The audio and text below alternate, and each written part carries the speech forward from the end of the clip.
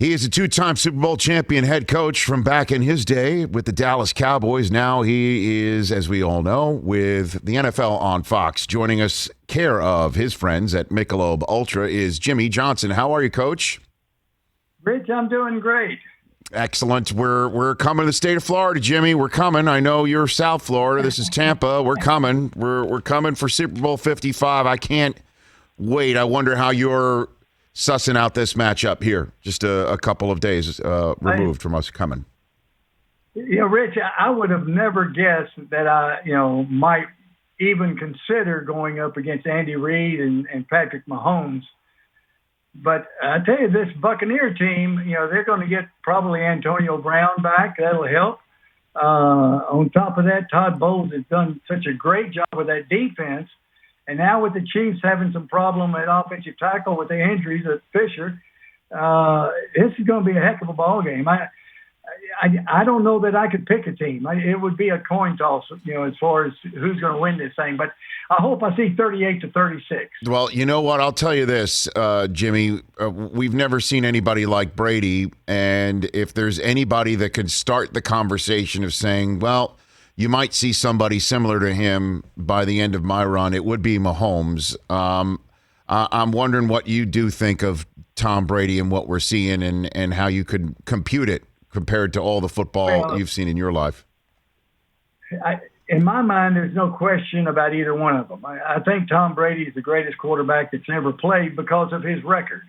Nobody's come close as far as the Super Bowls and the playoff wins. Having said that, I think Patrick Mahomes is the most talented quarterback I've ever seen. Huh. Maybe even more so than John Elway and Joe Montana or Terry Bradshaw. Patrick Mahomes is, when we did the Super Bowl last year and studying him, it's just unbelievable the things that he can do. He protects the football. He makes fantastic throws. He's mobile. He has great vision. He can see it. He throws a great deep ball. He is just so extremely talented. And he's 25 years old, Jimmy. It's kind of insane when you think about it. He's in his second Super Bowl. He just went to his third straight AFC championship game. He could go back-to-back and arrive as a back-to-back champion quarterback a year earlier in his career than Brady did. That's the whole thing about this game is, we might be talking about it decades from now. Like, this is when Brady and Mahomes went against each other. But we could also say if Mahomes comes just so close to Brady by the end of his career, this is the reason why he didn't catch him, is because Brady got him in Super Bowl 55. It really is insane when you just put it all out on the table like that, Jimmy, Yeah, I just don't see anybody catching Brady, including Mahomes. Now, I talked to Brett Veach about this here in the offseason. The biggest thing is keeping that supporting cast, and I think they did a great job. I know that some players, did some team-friendly contracts to try to stay together, but it's going to be really difficult for them to keep that team together with free agency. And so, that's the whole key. I don't care how talented a quarterback is or how great he is. If he doesn't have the supporting cast, then he's going to struggle. Tom Brady, all of a sudden he was rejuvenated, but it sure helps having that defense that Todd Bowles has put together, or with Evans, with all the good receivers that they have, Gronkowski.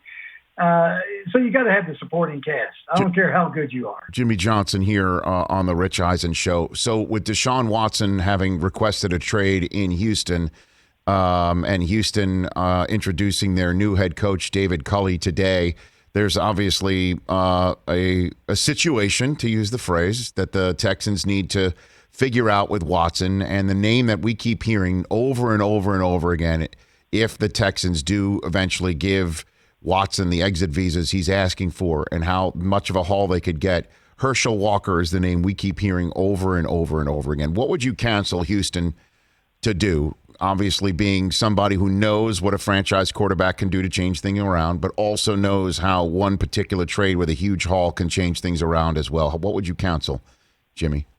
Well, first of all, trades are so difficult, with the salary cap and with the compensation and, what it's going to do contract-wise, as far as Watson's contract.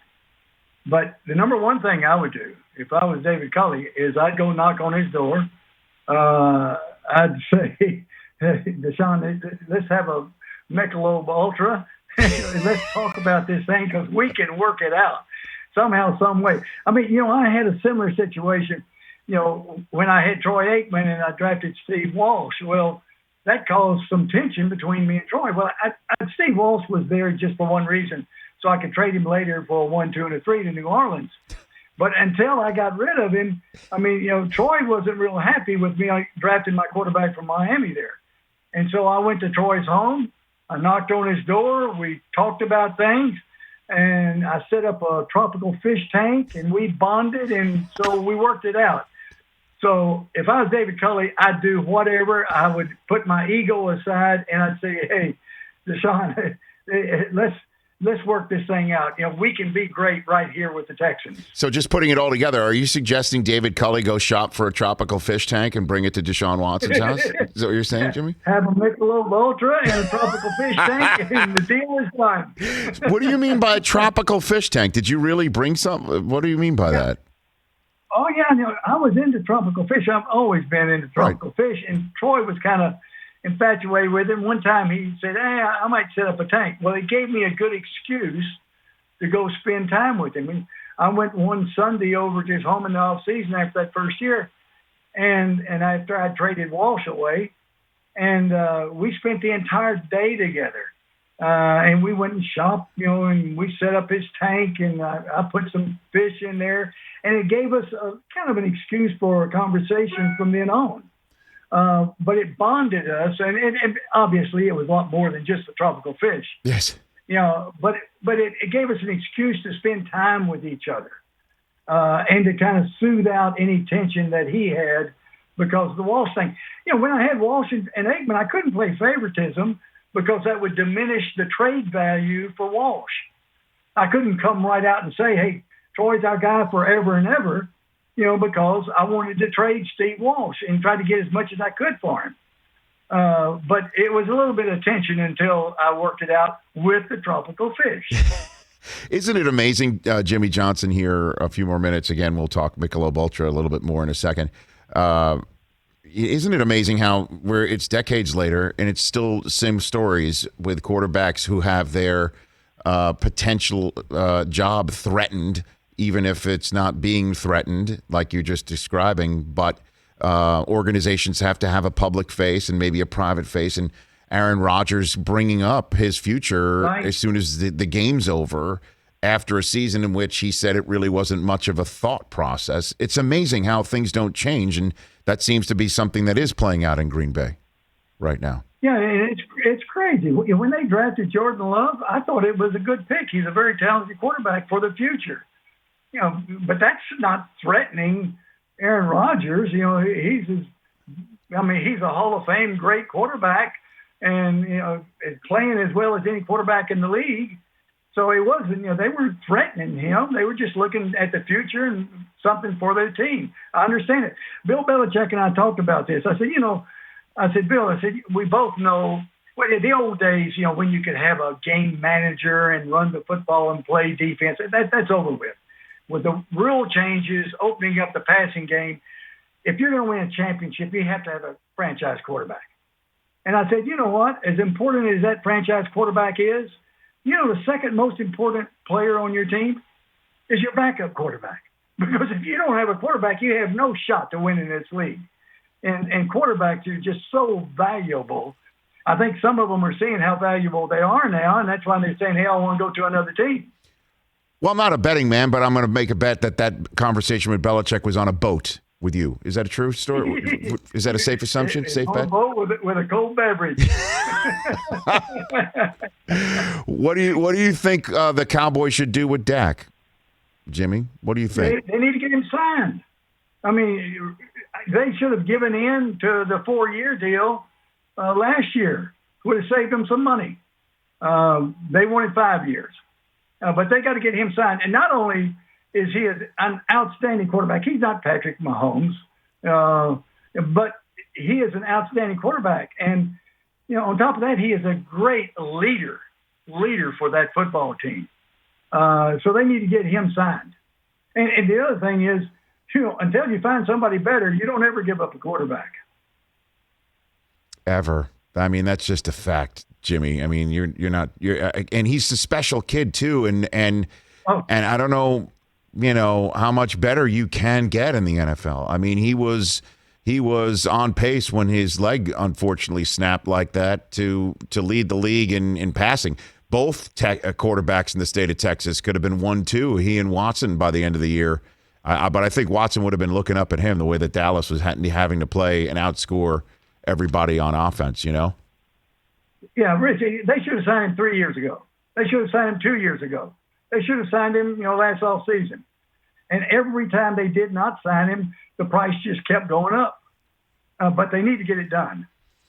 So let's talk about Michelob Ultra. They pre-released a Super Bowl commercial that asks an interesting question. Are you happy because you win, or do you win because you're happy? Jimmy, is that what you're here to talk about? It's really a cool commercial because it got me to thinking. As a coach, I know I was a lot better coach, when I was upbeat and positive and happy. A lot better coach. And so it really is a cool commercial. I like it. And on top of that, the 95 calories and 2.6 carbs that keeps me slim and trim and active and healthy. So you were a better coach when happy? Is that what you're saying? That's so how. You bet.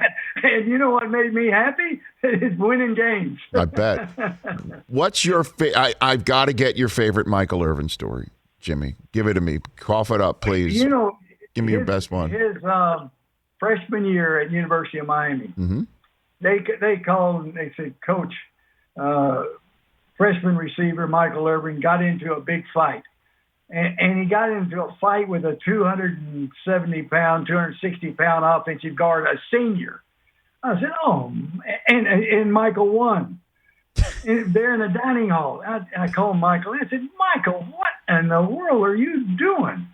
I said, first of all, you're fighting a big old offensive guard, outweighs you by 70 pounds. I said, he's a senior. I said, what in the world happened? He said, Coach. He said, I was in line, in the dining hall, and just because he's a senior, he broke in front of the line to me. He says, listen, I got a huge family. I've been fighting for chicken my entire life. He said, I wasn't going to let that guy get in front of me. I said, oh, me. But Michael's special. He's obviously one of my favorites of all time. He's family to me. Every time I see him, he puts that big old smile on his face. We hug each other. Great memories of Michael Irvin. Oh, Jimmy, I'm sure you'll be happy to know that his thoughts on making sure when the buffet is prepared, this is pre-pandemic, and we're in a room for a meeting, it's always a two-plate situation for Michael, and he says the same thing. He's one of a million kids, and the food his food is his food. And he'll just, it's the same thing. It's the same thing now that he's in his 50s. It has not changed for the kid from St. Thomas Aquinas. Now, he has told us some stories that you, on occasion, Jimmy, would cut somebody if they're asleep in a meeting, if they were sort of like the 53rd man on the roster, but somebody with a lot of Pro Bowl ability might get a nudge to be awakened on time for the meeting. Jimmy, did you ever do something like that? In a heartbeat. Before every year, I'd go in a meeting. I'd say, listen, everybody here, you're all on a scale. The harder you work, the more you do what I ask you to do, the more you meet the rules and regulations, and the better player you are, the higher you are up on the scale. If you don't do those things and you're not a good player, you got no margin of error. You're at the bottom of the scale. So I did cut one guy because he was sleeping. He's a backup guard, been late to a bunch of meetings. With Troy or Michael, I would have told them, hey, wake up. Confirmed by Jimmy Johnson. The scale system. If I'm the head of a company and my top sales was a little bit late, I'm going to tell him to be on time. If a guy hadn't sold anything, I'm going to say, hey, get you another job. It's like the steak knives, right? The steak knives and the watch for the Glengarry leads with Jimmy Johnson. Hey, Jimmy, thanks for the call here. Love our chats whenever you come on. Great to hear from you. I assume your Hall of Fame speech is all prepared because, we're waiting for your day to finally hit, and I can't wait for that pandemic to clear for you to get your day in Canton, Jimmy.